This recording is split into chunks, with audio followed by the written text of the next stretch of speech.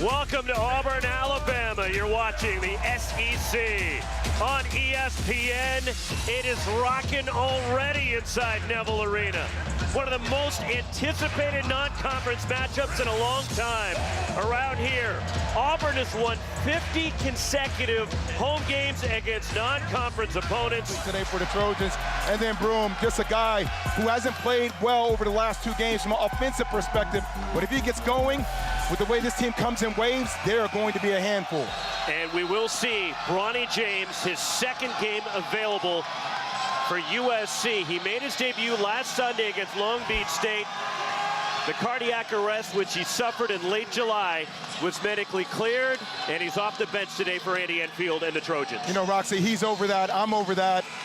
He got 17 minutes in their last game in a loss. He's a great defensive player. He has the best basketball IQ on the floor. I look forward to watching USC going with a four-guard lineup eventually in this game due to his ability to make everybody else around him better and be a leader. Oh, we're in the jungle today. We're in the jungle. And even though school is out, Jay, it is jumping here at Auburn today as the Tigers win the opening tip. USC got off to a 4-1 start, but the Trojans have lost 3 of their last 4. And a really frustrating loss for them where free throw shooting and turnovers really hurt them against Long Beach State last Sunday at home in the overtime loss. As a corner 3 for Jalen Williams, and Auburn breaks the seal. Yeah, USC missed 16 free throws in that loss to Long Beach State, was still there within one possession. Surprising for a team that has the elite caliber level of guards that USC does have.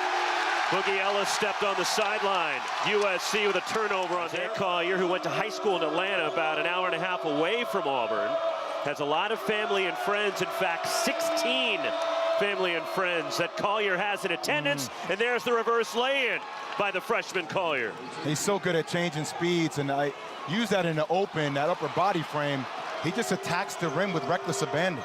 DJ Rodman the steal. Collier a trail 3 rattles in, and it's 5-3 USC. Roxy, if he starts knocking down that shot at a consistent note from the outside, he will be the #1 pick in the draft.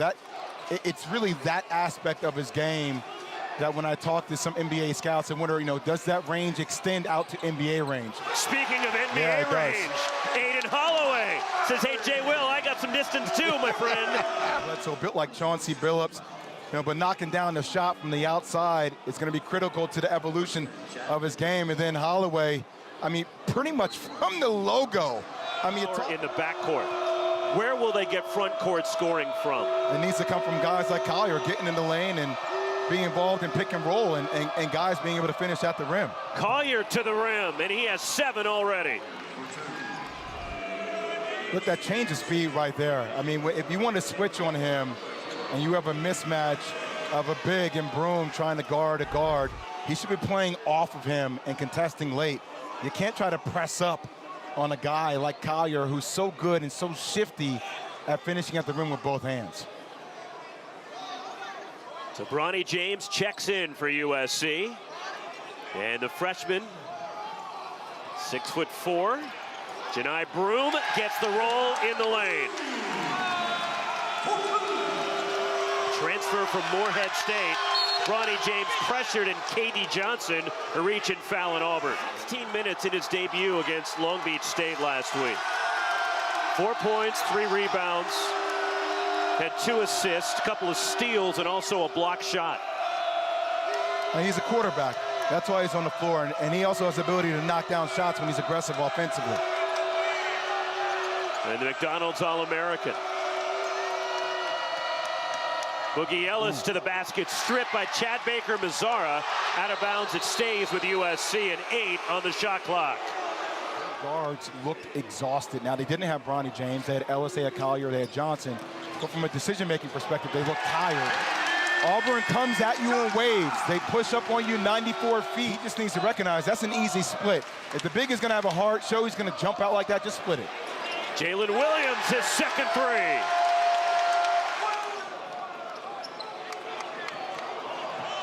7 straight for Auburn. Hanging 9 in a row is Jalen Williams. At the rim and finishing through traffic.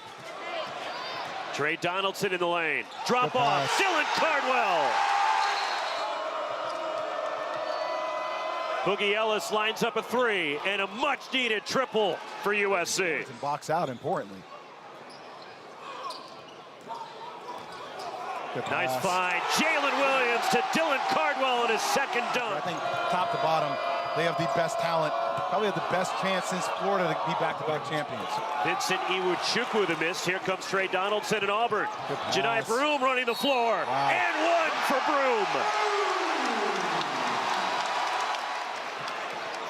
I thought Boogie Ellis had Morgan there rolling to the rack. Nobody that came over from the weak side, he was open. What a step through move. Oh, Aden wow. Holloway. 8 straight. USC, and then you're going to see Aden Holloway right here on the drive. And we look at this step through. What a big-time move with the left hand.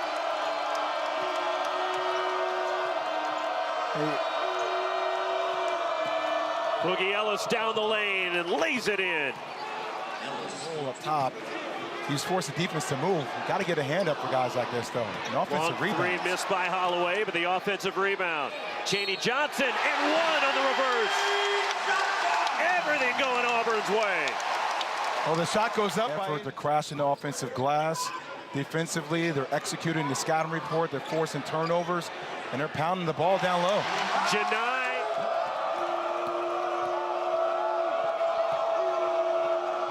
Feeds a cutting Bronny James, and he gets the roll. Of body control. Claw to get back in this game. Just cutting from the weak side. Good move by Bronny to get into the point, and then utilizing ball fakes, getting in the zone to shift from one side to the other. Not trying to loft it over the top. Harrison Horner, he throws it right to Trey Donaldson.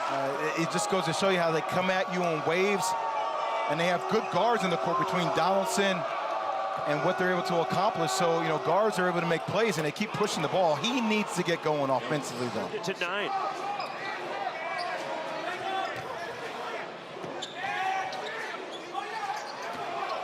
Jalen Williams off glass.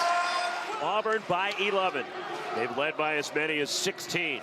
Did I say the 3-minute mark? Oh, what a pass! Jalen Williams on the vision. receiving end of the alley-oop from Trey Donaldson.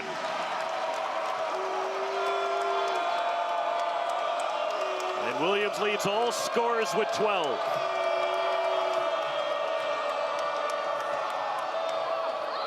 They leave Arrington Page open in the corner, and the Atlanta native, who has a lot of...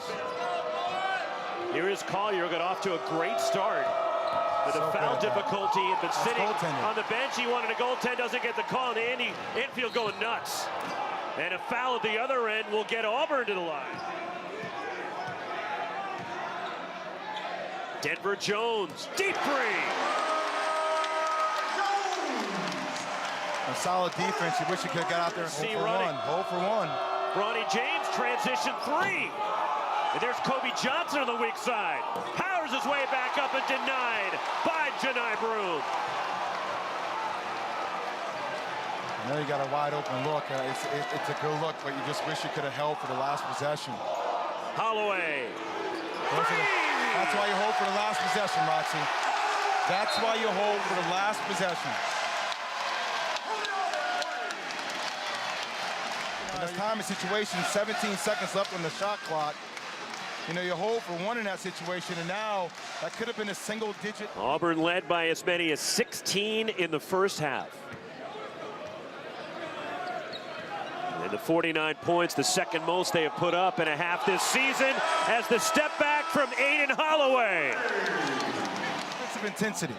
Why are you not up in the pocket? If a screen's coming, Kobe Johnson's supposed to be one of the best defenders in the Pac-12 and in college basketball. We'd love to see him get...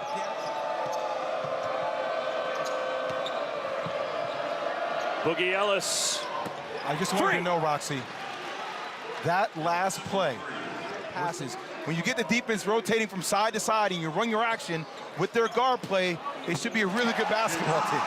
The push shot. And by keeping the minutes down for guys like Janai Broome, that allows them to be more aggressive and play harder during the course of the game, as Osiah Sellers yesterday. Janai Broome, the last 2 games, had a total of 8 points. As the off-balance floater by Boogie Ellis. Show you the depth we have on this team. That we don't have to rely on Janai Broome, who just missed inside. Boogie Ellis to the basket, and Boogie single-handedly bringing USC back. They say no, it's just a 20-point lead, now only down 12. We said before, if Isaiah Collier in foul trouble, Kobe Johnson really hasn't found it offensively. All that's going to rely on the shoulders of Boogie Ellis to get it going, and he is carrying the load. Denver Jones, his second three. Silences the Boogie Ellis run for the Trojans.